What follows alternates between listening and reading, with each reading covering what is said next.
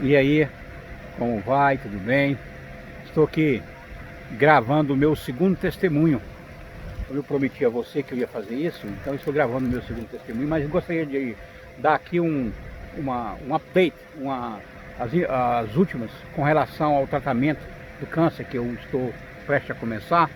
Então, há 2, 3 dias atrás, recebi a ligação do médico que ia fazer a operação nessa segunda-feira, que eu queria arrancar aqui da orelha até aqui embaixo, arrancar toda essa linfa, não é? Pois tinha esse caminho. E na medida em que ele me ligou, ele falou: olha, rapaz, impressionante, mas eu estou pensando em você todo o tempo, tá? Bem, esse pensar em mim todo o tempo, eu tenho certeza que a oração dos vossos, a oração vossas, a oração do povo de Deus, a sua oração, meu irmão, minha irmã, tem orado por mim, pois o que ele compartilhou foi revelador, pois o que ele mostrou é que quando eles fizeram a biópsia, eles reconheceram que estava com câncer na garganta direita, mas o que ele pediu para fazer dessa vez era para ir onde foi o corte, lá naqueles cantinhos, e ver se tinha algum tipo de positividade para o câncer, não é? E sim, eles encontraram microscopicamente partículas cancerígenas. E então o que ele disse é que a gente pode fazer essa operação, arrancar, mas se vai ficar lá aonde foi retirado a tua garganta, parte cancerígena, o que vai acontecer daqui a 2 ou 3 meses, você vai ter que voltar e vai ter que fazer a quimio e a radiation dessa vez, e mais, você não terá mais a porcentagem que você tem agora, se você fazer agora a quimio e a radiation. Então, literalmente eu vou ter que mudar, em vez de fazer essa operação, que eu estava motivado com isso, eu vou ter que passar pela quimio e pela radiação. E já te peço oração, que é algo puxado, né, no corpo, mas com as orações dos irmãos e como Deus tem aberto as portas, me mostrado, eu vou confiante, tá? Mas então eu queria dar o meu testemunho aqui e queria usar a palavra de Deus para te mostrar 2 textos que eu considero muito marcantes na minha vida. O primeiro está aqui em João 6:44, que diz assim: olha, ninguém pode vir a mim se o Pai que me enviou não o trouxer, e eu o ressuscitarei no último dia. A palavra que eu quero que você não esqueça é essa: trouxer, ou trazer, tá? Essa palavra no original, se você vai no original dela, o que ela implica é aquilo que o pescador, a força que o pescador faz. Eu nunca fui de pescar, mas às vezes que eu fui com meu irmão e com meu tio, meu irmão Leandro e meu tio Nenê, eu recordo que eles jogavam a rede, aí depois puxavam, que é a força de puxar a rede, trazer o peixe. Então é isso que Deus faz. Ele trabalha de tal forma que a vida toda ele vem trazendo você para perto dele. É uma força inquietante, não para, sempre ele faz isso. Eu vi isso toda a minha vida, toda a minha vida. Com certeza você vai falar: eu não tive essa experiência como a sua, mas se você se atentar, você vai ver como que ele trabalhou na sua vida nesse sentido. Um outro texto também muito importante está aqui no Salmos 23, no Salmos 23, a parte final. Todo mundo conhece o Salmos 23, Salmos lindo, né? Que o Senhor é meu pastor, nada me faltará, refrigera a minha alma. Mesmo que você ande pelo vale da morte, você não precisa temer mal nenhum, porque Ele está com você. Aí na parte final ele fala: a bondade e a misericórdia certamente me seguirão. É uma outra ideia, é a ideia de ele perseguir você, é seguir isso. Ele continuamente, a bondade, a misericórdia te persegue, te acompanha, tá? Então assim, deixa eu contar alguns momentos que eu vi esse trazer do Senhor e essa perseguição do Senhor forte, muito forte no meu coração e na minha vida. O primeiro momento foram vários, mas vou contar aqui pelo menos uns 3 que achei que eu considero assim importante. O primeiro foi quando eu estava lá na praça do Setor Pedro tomando a cervejinha e fumei uma maconha lá com os conhecidos, com os amigos, né? Então, e aí eu recordo que aquele dia foi diferente. Aquele dia foi diferente, algo parece que baixou sobre mim uma consciência pesada, estranho, não sabia o que era aquilo. Então eu falei, eu vou para casa, e na medida que eu comecei a ir para casa, me veio um calor assim, no rosto, nas minhas costas. Aí eu olho para trás, uma luz que estava vindo da igreja. Tem uma igreja no setor chamado Santo Antônio, ela tem a cruz, não é? E o sol estava baixando, então aqueles raios refletiu através da cruz no meu rosto, de tal forma que uma consciência pesada, assim eu estive, não é? Mas o que aconteceu, você pode pensar, poxa, aí você mudou. Nada, era só um outro dia, esqueci de tudo. Aí quando eu chego em casa naquele dia, o que estava acontecendo?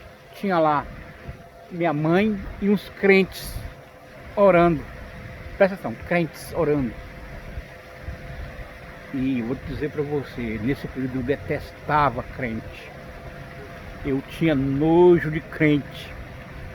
Crente é aquele que crê, não é? Um cristão, aquele que crê.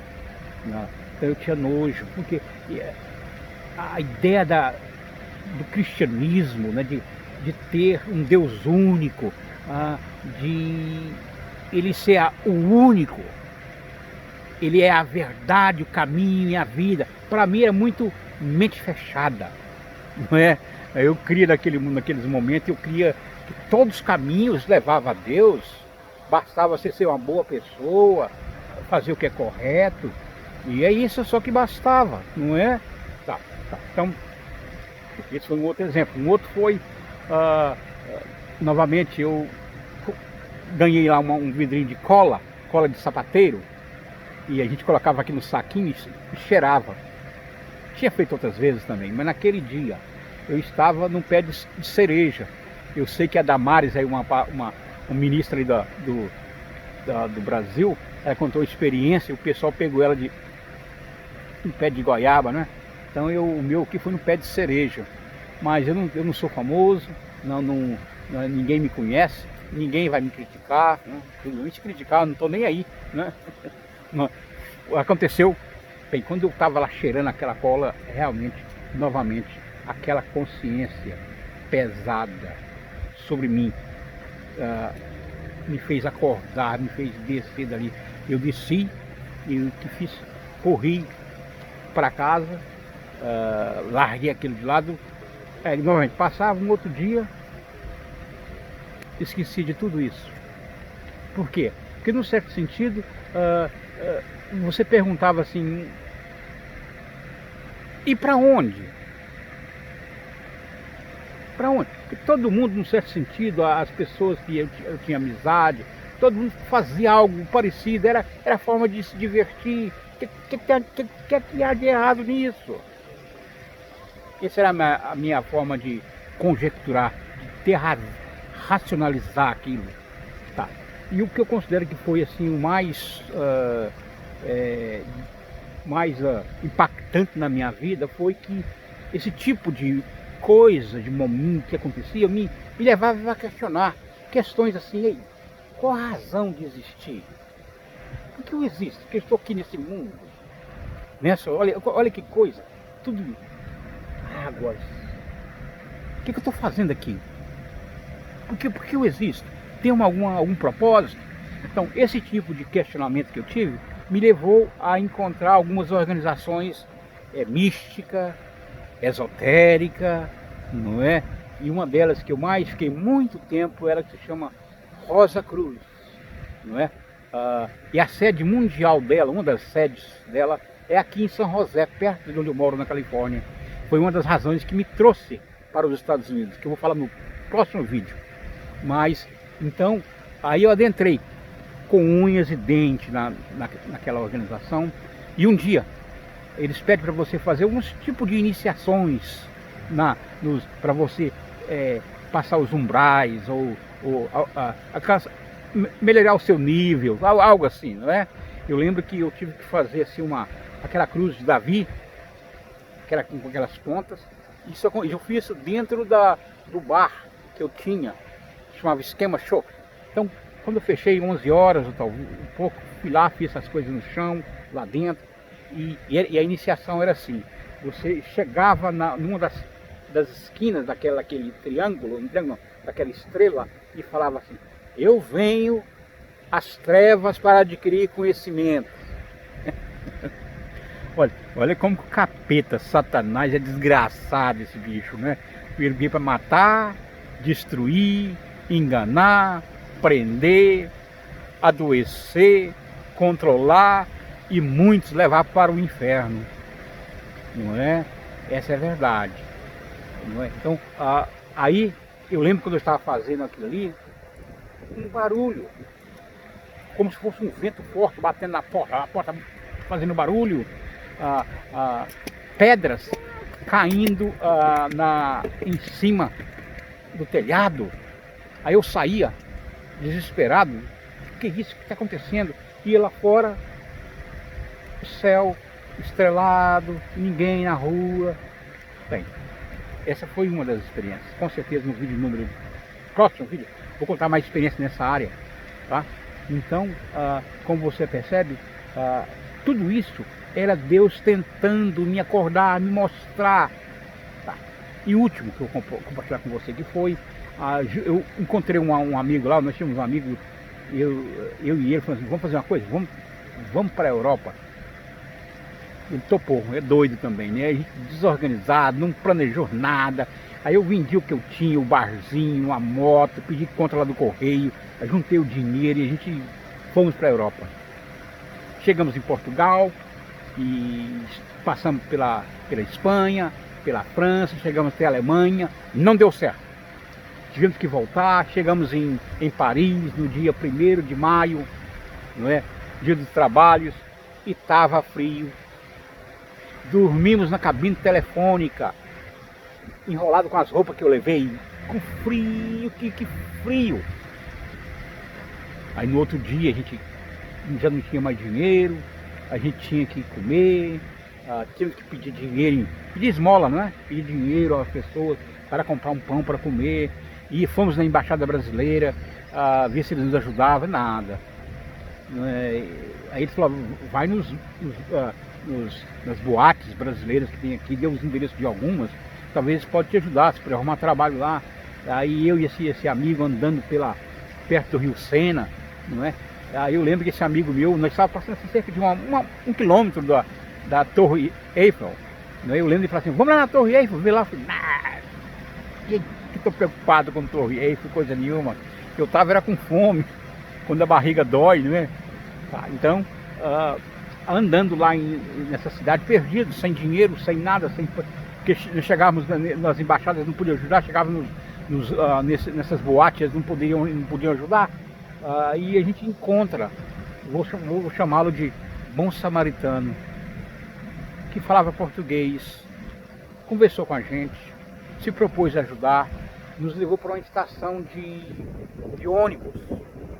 Nessa estação de ônibus ele conseguiu fazer uma vaquinha, cada um deu um certo dinheiro, ele comprou duas passagens para mim e para o meu amigo, uma para cada um, nos deu comida, pagou um hotel para a gente tomar banho e comer. Bom samaritano. Por que eu chamo ele de bom samaritano? Porque eu lembro dele conversar e ele falou que ele era cristão. Você está percebendo? Cristo, Cristo, Cristo, Cristo, Cristo. Te trazendo, te buscar, te acompanhando, não te abandonando, não te largando. Uma força forte. Tá. Aí, vamos embora. Chegamos em Portugal, vamos voltar para o Brasil. E eu pensei: olha, sabe uma coisa? Eu não vou enfrentar a minha turma, não.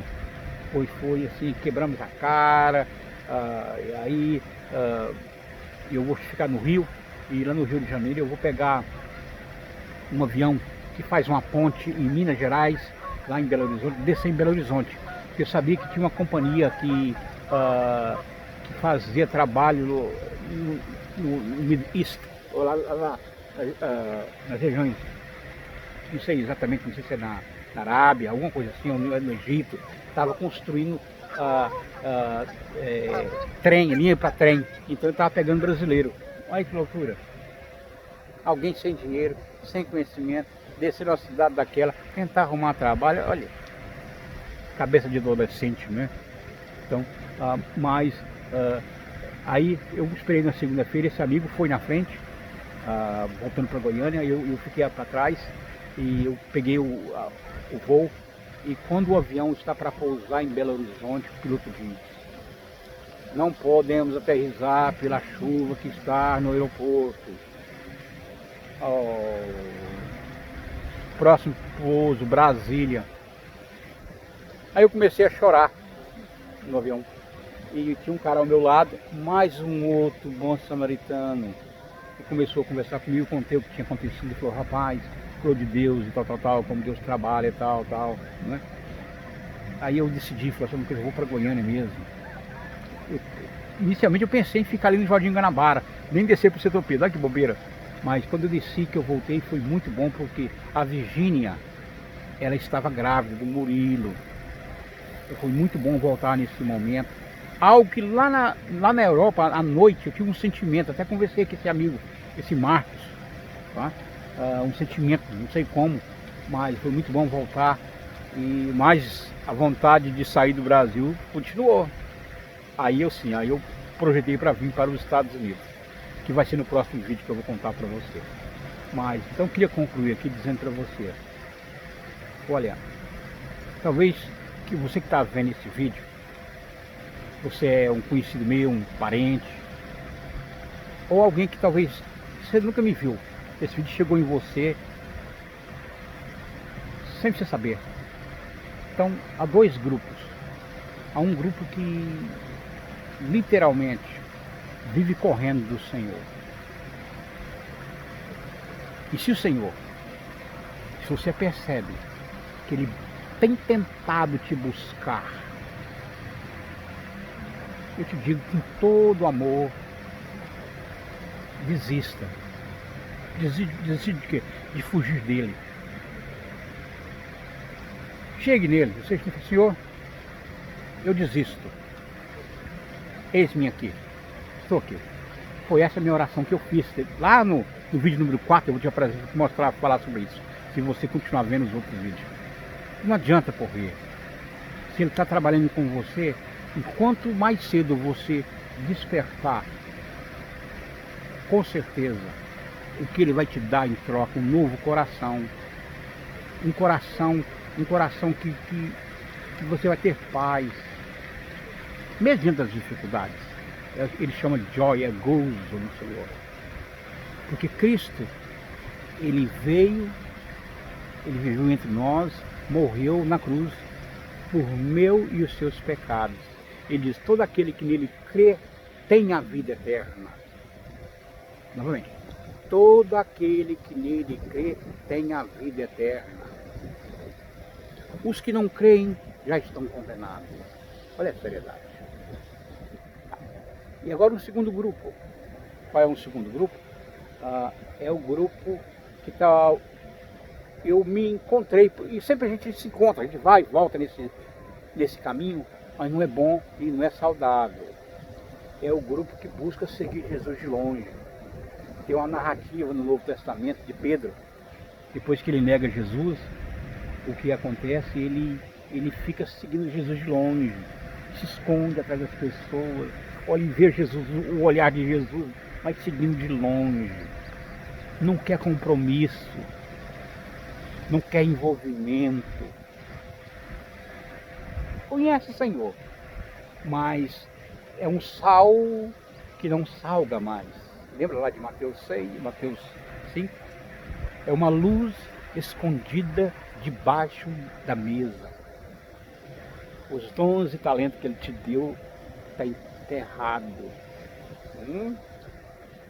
É como Ele fala lá nas cartas às igrejas, uma das igrejas, Ele fala: olha, você não é quente nem é frio, é morno. Veja a seriedade. Então isso é seguir Jesus de longe, tá? Então é minha oração, meu querido, meu amado, meu amigo, você que está vindo me conhece. E se você sentir, através da exposição desse meu testemunho para você, que Deus tem falado ao teu coração, a palavra de Deus diz, se o Espírito falar com você, é hoje. Faça essa oração ao Senhor. Senhor, eu desisto de fugir do Senhor. Eis-me aqui, me usa. E você? Se você está seguindo o Senhor de longe, aqui também no texto que nós lemos, no Salmo 23, quando ele fala que a bondade e a misericórdia vai te perseguir, aí tem um resultado. O resultado é que fala que da ideia de voltar para a casa do Senhor, ou habitar na casa do Senhor, é voltar. Você que está seguindo ele de longe, volte. Agora, você sabe o que é, qual é o caminho. Lá em Apocalipse ele diz, olha, você lembra quando você errou? Volte a praticar aquelas primeiras obras. Tá certo? Então, Deus te abençoe, meu amigo, meu parente, minha família, meu amigo que está ouvindo essa mensagem. E que Deus possa falar ao teu coração. E você continue orando por mim. Porque essa é uma caminhada, é uma nova jornada. E eu quero passá-la de tal forma que tudo redunde para o nome e a glória a Deus. Eu não sei de amanhã como vai ser. Não sei. Pode ser que Deus resolva me dar um milagre. Ou não. Mas digo para você com toda sinceridade, no meu coração há contentamento, há alegria. E a alegria é de servir. Deus te abençoe. Você tenha um bom dia, uma boa tarde, uma boa noite. E eu volto a falar com você depois.